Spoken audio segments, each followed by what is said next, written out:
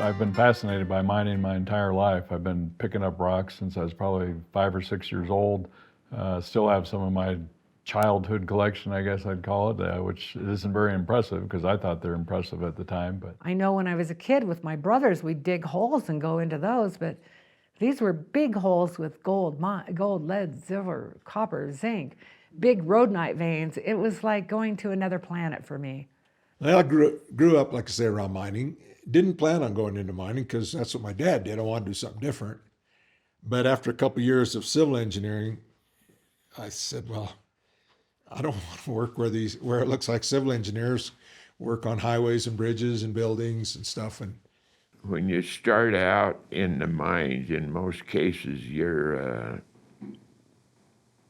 a gopher, so to speak. I mean, you just did all the little tiny jobs all over the place, and then you're always aware of what was going on, and pretty soon you become a trammer. A trammer is someone who moves broken rock. I told the president of the mining company, I kind of like this mining business, so I want to stay with it. And he said, well, what are you going to do? And I said, well, I think that there's a lot of opportunity for small operators to make use of my services, the services that I might have to offer. There were several guys that worked at the mine, and then they went on and went to school. But every summer they would come back, and they were always given a job so that they could earn money so they could go back to the school. And Larry Prino, who went to school here, went and got an engineering degree, came back to Silverton and worked as an engineer for Standard Metals, Sunnyside, Echo Bay, and became the mine superintendent. well, on that job training, I'm not saying that school wasn't valuable too, but to say that the things we learned, a specific formula here or there, might have been used from time to time. But for my career, not being in design so much as operations, it was just having that background of how physics worked and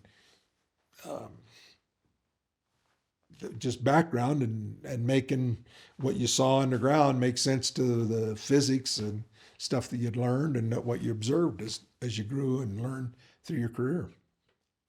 Well, before I graduated, in the summers, I worked on survey crews. And I guess after I graduated from college, my project was the enlargement of the Mayflower Mill.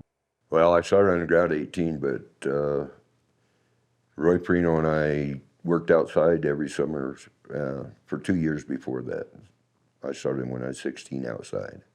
we'd done that bachelor's thesis in Silverton, and of course had met the owners of the mine who are actively mining at the Pride Osceola, and they asked me if I wanted a job, so I went to work for them in September of 1980. I hadn't really thought about mining as a career per se. I had sort of looked at jobs at Climax, talked to one of their people on the phone, didn't sound very fun, you know, slushermen at, 11,000 feet and all that good stuff. But laboratory work at the mill in Silverton, well, that sounded interesting. So that's when I went up to interview and ended up going to work there in April in 1977. I started as a sampler, and that was an interesting thing. When I worked at the Sunnyside, I came up here and I just got my college degree, and they were looking for a new sampler. They kind of groomed you here, either you kind of knew you wanted to go to school to further your education, or you just, when you'd get done with your summer program up here at the mine, you turn 18, you were going to graduate. That last summer you were underground, the last week outside, they would take you underground and kind of get you used to being underground to see if that's kind of what was going to be your cup of tea. You started as a grease monkey, and then you graduated to a trammer or slusherman or whatever, and then when an older miner needed a partner or something, if if he thought you could do the job, he taught you and he took you under his wing and you became a miner then.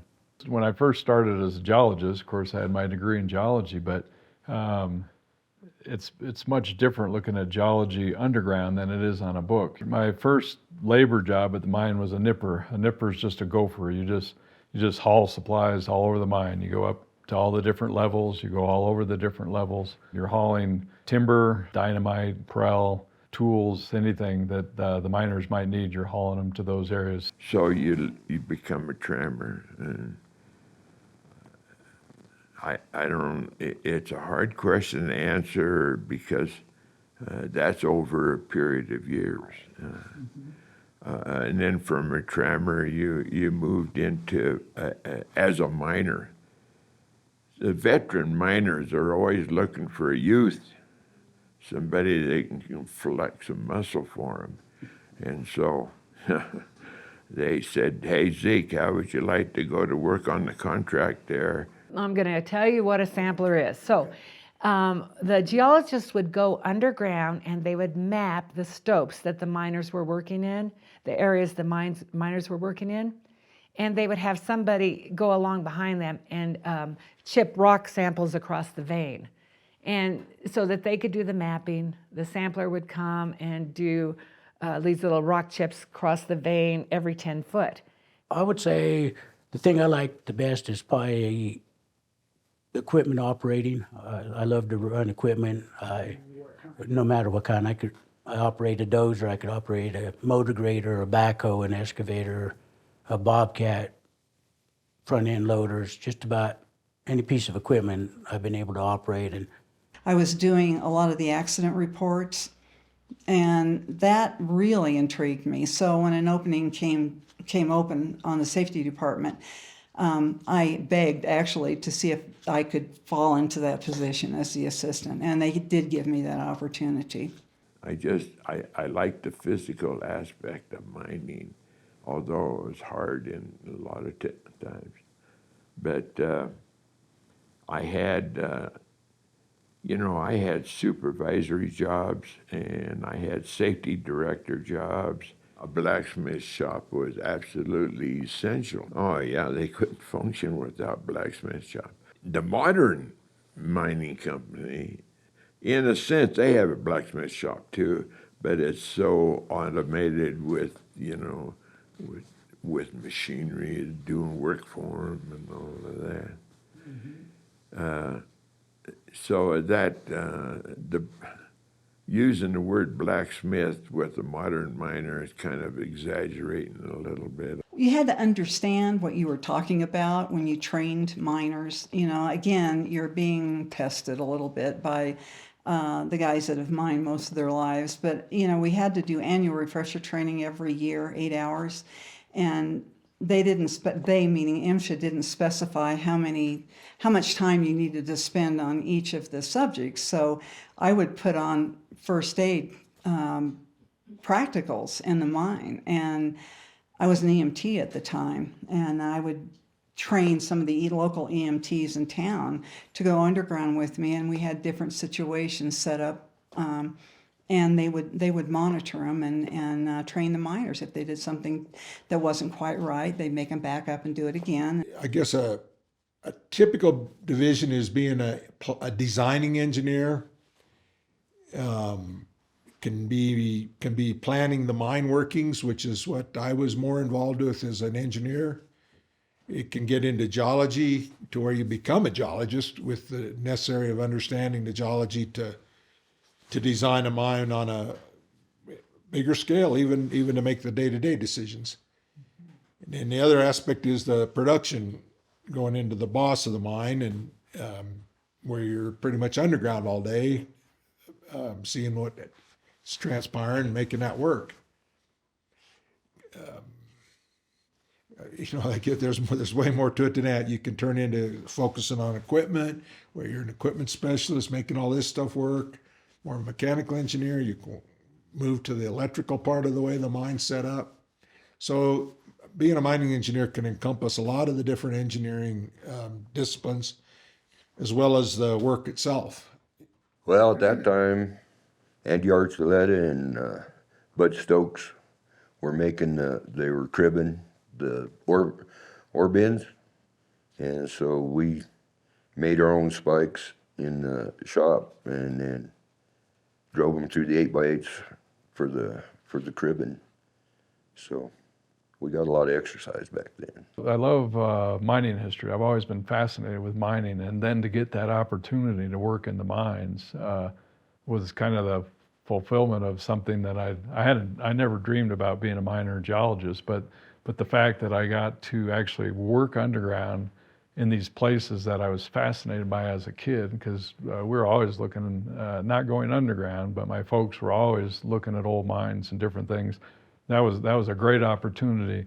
The other opportunity was the camaraderie that you have. I mean, many of those guys, even though I haven't worked in the mines since the 80s, are still good friends. You know, there's a bond that happens, camaraderie that happens that I wouldn't trade for anything. I value it so much. Just being able to talk about it helps me recall the things that I really loved about working underground, living in the mountains, and cherishing the time that I've had here. The biggest thing I take out of it is friendship and the camaraderie you got with all the guys that worked underground and stuff. It was pretty much just like one big family. I mean, everybody looked out for everybody. It's a very satisfying. There's with gold, of course, you know, there's always that treasure hunt aspect. You know, what are you going to see one more round? You know, are you going to see that high grade pop out of the vein? And then the other thing, I think everybody that ever worked in a mine, particularly the mines that stayed in a small community like Silverton, there's a camaraderie that everybody's in the same boat. Everybody works together.